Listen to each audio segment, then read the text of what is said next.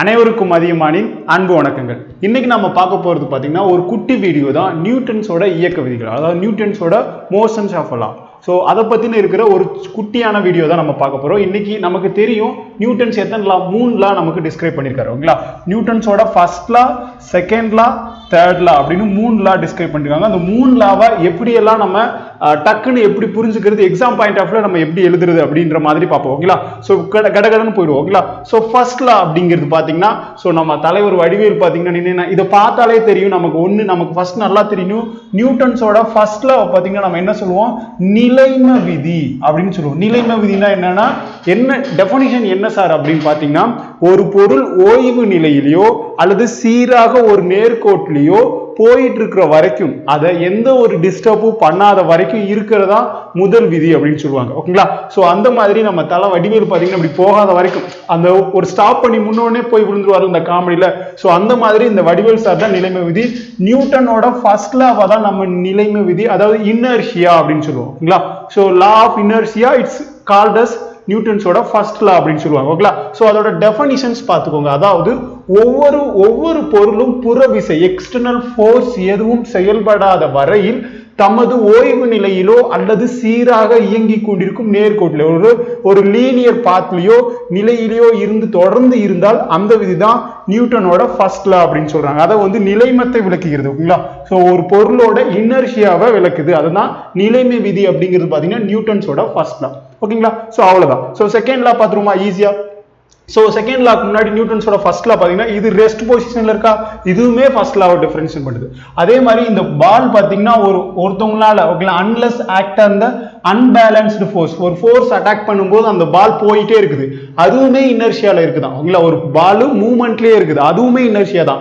அது போய் ஒரு நெட்ல போய் படுற வரைக்கும், ஒரு எக்ஸ்டர்னல் ஃபோர்ஸ் அட்டாக் பண்ணி அதை ஸ்டே பண்ணி நிக்கிற வரைக்குமே இது மூவ்மெண்ட் ஆஃப் இனர்ஷியா அப்படின்னு சொல்லுவாங்க. ஓகேங்களா, சோ எக்ஸாம்பிள்ஸ் பார்த்துக்கோங்க. ஓகேங்களா, சோ அடுத்து போயிடுவோமா. சோ அடுத்து செகண்ட் லா. சோ நியூட்டனோட இரண்டாம் விதி, இயக்க விதி என்ன சொல்லுது அப்படின்னு பாத்தீங்கன்னா இந்த ஃபார் எக்ஸாம்பிள் இதுல ரொம்ப முக்கியமான விஷயம் என்ன சார் அப்படின்னு பாத்தீங்கன்னா, அதாவது இம்பல்ஸ் அப்படிங்கிறது நமக்கு ரொம்ப ரொம்ப முக்கியமானது. இம்பல்ஸ் அப்படிங்கிறது தமிழ்ல கணத்தாக்கு அப்படின்னு சொல்லுவாங்க. ஒரு குறிப்பிட்ட ரொம்ப ஃபிராக்ஷன் ஆஃப் செகண்ட்ஸ்ல, நான் சொல்றது எக்ஸாம்ஸ்ல ரொம்ப முக்கியமானது, ஒரு குறிப்பிட்ட வெகு சில மணி துளிகள்ல மிக அதிகமான ஃபோர்ஸ் நம்மளை அட்டாக் பண்ணுச்சுன்னா அதை தான் கணத்தாக்கு விசை அப்படின்னு சொல்லுவாங்க. இங்கிலீஷ்ல இம்பல்ஸ்ன்னு சொல்லுவாங்க. அதாவது நம்ம தோனி பாத்தீங்கன்னா பாலை எப்படி தேய்க்கிறாரோ அதே மாதிரி பால் இங்க பாத்தீங்களா, பாலை தேக்கி ஃபோர்ஸ் படுது, அந்த பட்ட நேரத்துல கேட்ச் பண்றாரா, கேட்ச் பண்ணி இழுக்கிறாங்களா, அந்த பால ஃபோர்ஸ் அதிகமா இருக்கு, அந்த ஃபோர்ஸை பிடிச்ச உடனே கொஞ்சம் அவங்களோட ஃபோர்ஸ் இழுக்கிறதுனால டியூரேஷன் ஆஃப் அந்த ஷார்ட் பீரியட்ல கொஞ்சம் பேக்ல இழுக்கிறதுனால அந்த ஃபோர்ஸோட இம்பாக்ட் நமக்கு அதிகமா தெரியாது அப்படிங்கிற மாதிரி சொல்லுவாங்க. ரொம்ப ரொம்ப முக்கியமானது, பாலை பிடிச்சி சிறிது பேக்ல இழுக்கிறதுக்கு காரணம் அந்த கணத்தாக்கு விசையை குறைக்கிறதுனால. அப்போ டியூரேஷன் அதிகமாக அதிகமாக கணத்தாக்கு விசை குறையும், இது எதிர் தகவல இருக்கும் அப்படின்னு சொல்லுவாங்க. கணத்தாக்கு விசை இஸ் ரிலேட்டட் டு த நியூட்டன்ஸோட செகண்ட் லா. கணத்தாக்கு அப்படிங்கிறது பாத்தீங்கன்னா இங்கிலீஷ்ல இம்பல்ஸ் அப்படின்னு சொல்லுவாங்க. சோ இதை பார்த்தாலே உங்களுக்கு தெரியும். இதை என்ன செகண்ட் லாவை ஃபர்ஸ்ட் லாவை நம்ம நிலைம விதி அப்படின்னு சொல்லுவோம், நிலைம விதி அப்படின்னு சொல்லுவோம். செகண்ட் லாவை விசையின் விதி அப்படின்னு சொல்லுவோம், அதாவது force of law of force அப்படின்னு சொல்லுவாங்க. இதை வச்சுதான் இப்போ ரீசெண்டா இதுக்கு பிறகு பாத்துக்கிறேன். இப்போ ரீசெண்டா கேட்ட குரூப் 4ல கேட்ட கொஸ்டின், இது குரூப் 4ல கேட்ட கொஸ்டின். அதாவது செகண்ட்ல என்ன சொல்லுதுன்னா F = m × a ன்னு சொல்லுவாங்க. F = m × a, F னா ஃபோர்ஸ், எம்னா மாஸ், அதாவது ஒரு பொருளோட நிறை அப்படின்னு சொல்லுவாங்க. அடுத்து ஏங்கிறது ஆக்சலரேஷன், முடுக்கம் அப்படின்னு நமக்கு தெரியும். ஓகேங்களா, சோ இதுல என்ன क्वेश्चन கேட்டிருக்காங்க, இன்கரெக்டான ஃபோர்ஸ்க்கான இருக்கிறதுல இன்கரெக்டானது எது, F = ma செகண்ட் லா, இதுதான் செகண்ட் லா. இதுவுமே பாத்தீங்கன்னா செகண்ட் லாவை டிஸ்கிரைப் பண்றதா, இதுவுமே செகண்ட் லாவை டிஸ்கிரைப் பண்றதா. இது பாத்தீங்கன்னா உங்களுக்கு கணத்தாக்கு விசை அப்படின்னு சொல்லுவாங்க. கணத்தாக்கு விசைனா இம்பல்ஸ் விசை, இது மட்டும்தான் கிடையாது, இது மட்டும்தான் ஃபோர்ஸோட லா கிடையாது. அப்போ இதுதான் ஆன்சரா வரும். இது குரூப் 4ல இப்போ ரீசெண்டா கேட்டது. அப்போ நமக்கு ஒன்று நல்லா தெரிஞ்சிருக்கணும், ஒரு எக்ஸாமுக்கு எப்படி படிக்கணும், என்ன மாதிரியான கேட்குறாங்க அப்படிங்கிறது எல்லாமே நமக்கு தெரியணும். ஓகேங்களா, ஸோ இங்கே பாருங்க, அதாவது ஒரு பொருள் ஒன்றின் மீது செயல்படும் விசையானது அப்பொருளின் உந்த மாறுபாட்டு வீதத்திற்கு நேர்தகவில் இருக்கும். அதாவது F = m into a அப்படின்னு சொல்றாங்க. ஓகேங்களா? சோ இது பெரிய டிரைவேஷனா வரும். இதை என்ன சொல்றாங்க? விசையின் விதி அப்படின்னு சொல்றாங்க. ஓகேங்களா? ஃபோர்ஸ் லா ஆஃப் ஃபோர்ஸ் அப்படின்னு இதை வந்து எக்ஸ்பிளைன் பண்றாங்க. ஓகேங்களா? சோ பாத்துக்கோங்க. ஓகேங்களா? சோ இங்க என்ன இருக்கு? சோ இந்த இதுவுமே ஆன்சர் வரும். F = ma. அப்புறம் பாத்தீங்கன்னா இங்க இருக்குமே ஆன்சர் வரும். இது எல்லாமே பாத்தீங்கன்னா F ஃபோர்ஸை பத்தி டிஸ்கிரைப் பண்றதா. ஓகேங்களா? சோ கணத்தாக்கு விசை இம்பல்ஸ் இதுவுமே பாத்தீங்கன்னா இரண்டாவது விதியின் படி.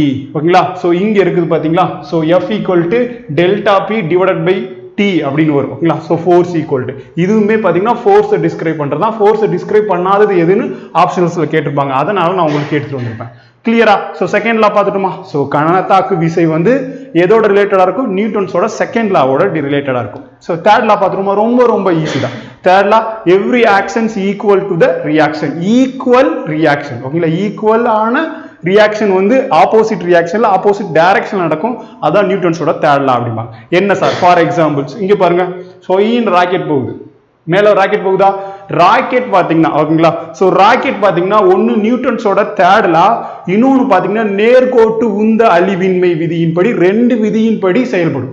நியூட்டன்ஸோட தேர்ட் லா மட்டும் இல்லாம நேர்கோட்டு உந்த அழிவின்மை விதியின்படியும் இந்த ராக்கெட் செயல்படும். இங்க பாத்தீங்கன்னா ஒரு ஃபோர்ஸ் மேல போகுது. இங்க பாத்தீங்கன்னா ஒரு ஆப்போசிட் ரியாக்ஷன்ல FA சொல்லுவாங்க ஈக்குவல் டு -FB அப்படின்னு சொல்லுவாங்க. Fனா ஏனா ஃபோர்ஸ், இதுக்கு ஆப்போசிட் ரியாக்ஷன்ல எதிர்வினையா ஈக்குவலான ஃபோர்ஸஸ் வந்து செயல்படும். நம்ம நடக்கிறது, நம்ம கிரவுண்டுக்கும் நம்ம காலுக்கு இருக்கிற ஆப்போசிட் ரியாக்ஷன், அப்புறம் நீச்சல் அடிக்கிறது, அப்புறம் கன் எடுத்து சுடுறது. ஸோ இது எல்லாமே ஒரு பால் எடுத்து த்ரோ பண்ணி வால்ல பட்டு திருப்பி வருது. இது எல்லாமே எவ்வளவு ஃபோர்ஸ் பண்றோமோ அதே ஃபோர்ஸ் ஈக்குவலா ஒரு பிசுறு கூட தட்டாம ஈக்குவலான ஃபோர்ஸ் ஆப்போசிட் டைரக்ஷன்ல, இந்த டைரக்ஷன் அனுப்பணும்னா ஆப்போசிட் டைரக்ஷன் நமக்கு வருதுல, அதை தான் நியூட்டன்ஸோட தேர்ட் லா அப்படிங்கிறாங்க. ஓகேங்களா? ஸோ உங்களுக்கு பார்த்தாலே தெரியும். ஸோ இது FA. ஓகேங்களா? ஸோ இது பார்த்தீங்கன்னா F - B, அதாவது -B வரும். ஓகேங்களா? ஸோ இது உங்களுக்கு எக்ஸ்பிளைனுக்காக நான் சொல்லியிருக்கேன். ஒவ்வொரு விசைக்கும் சமமான, ரொம்ப முக்கியமான வார்த்தை, எவ்வளவு ஃபோர்ஸ் கொடுக்கணும் அவ்வளவு ஃபோர்ஸ் ஈக்குவலா ஆப்போசிட் ரியாக்ஷன்ல எதிர் விசையில உண்டு. எதிர் விசையும் எப்போதும் இருவேறு பொருள்கள் மீது செயல்படும். ஓகேங்களா? வேற பொருள் மீது செயல்படும் அப்படின்னு சொல்றாங்க. இதுதான் ஈக்குவேஷன். நோட் பண்ணிக்கோங்க, ரொம்ப முக்கியமானது. இல்ல? ஸோ ஆப்வியஸா நமக்கு தெரியும் லோகேஷ் கனகராஜோட துப்பாக்கி அந்த எல்லாம் பார்த்துருப்போம்ல.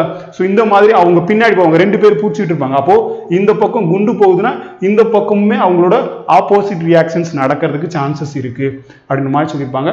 ஸோ இது பார்த்துக்கோங்க, சும்மா உங்களுக்காக மறக்கக்கூடாதுங்கிறதுக்காக நான் இதை எடுத்துட்டு வந்தேன். ஓகேங்களா? ஸோ கிளாஸ் புரிஞ்சிருக்கும்னு நினைக்கிறேன். ஓகேங்களா? ஸோ நியூட்டன்ஸோட first law, second law, third law difference தெரிஞ்சுக்கோங்க. அது தெரிஞ்சுக்கிட்டாலே போதும். எப்படி எக்ஸாம்ஸ்ல கேட்குறாங்கன்னு தெரியும். ஸோ இந்த மாதிரி வேற வீடியோஸ், அதாவது விதிகள் பத்தி இருக்கிற வேற வீடியோஸ், பிசிக்ஸ் ஆகட்டும், கெமிஸ்ட்ரி ஆகட்டும், பயாலஜி ஆகட்டும், எதுனாலும் அடுத்தடுத்து சொல்லுங்க, கமெண்ட் பண்ணுங்க. இந்த வீடியோ எப்படி இருந்துச்சுன்னு சொல்லுங்க. உங்க ஃப்ரெண்ட்ஸ் எல்லாருக்கும் ஷேர் பண்ணுங்க. ரொம்ப புரியலனாலும் ஓரளவுக்கு புரிஞ்சிருக்கும்னு நினைக்கிறேன். வாட் இஸ் வாட், என்ன ஏது அப்படின்றது மட்டும் தெரிஞ்சுக்கோங்க. எக்ஸாம் பாயிண்ட் ஆஃப்ல ரொம்ப முக்கியமானது. வேற என்ன டாபிக்ல இருந்து வீடியோஸ் போடலான்னு கீழே கமெண்ட் பண்ணுங்க. இந்த வீடியோ எப்படி இருந்துச்சுன்னு சொல்லுங்க. எல்லாரும் லைக் பண்ணிடுங்க, ஷேர் பண்ணிடுங்க. Thank you so much. நன்றி, வணக்கம்.